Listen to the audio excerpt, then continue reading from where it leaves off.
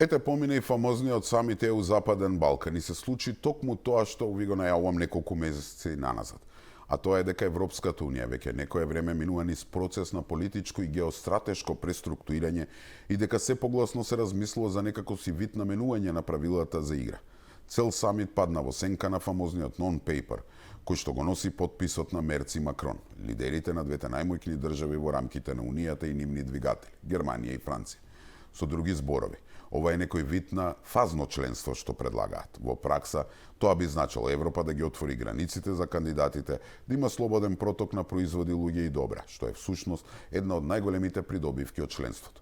Вклучувањето во институциите на ЕУ и добивањето на статус на наблюдувач, значи директно учество во сите нивоа при носењето одлуки во рамките на Унијата, веројатно и во самата Европска комисија, но без право на глас. Едноставно, сите овие предлоси не значат целосно и полноправно членство во Унијата, туку народски кажано, влегување со едната нога внатре.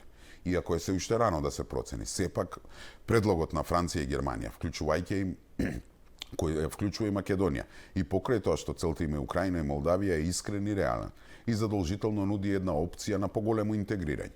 Но исто така се гледа дека тоа не нуди полноправно членство.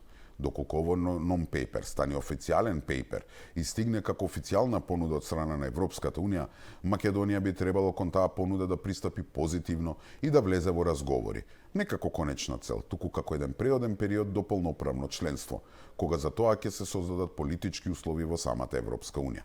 Ова фазно членство за нас би можело да значи еден вид за обиколување на бугарското вето и некаква си гаранција дека и да се направат уставните измени, понатаму нема да има други вета на секој чекор.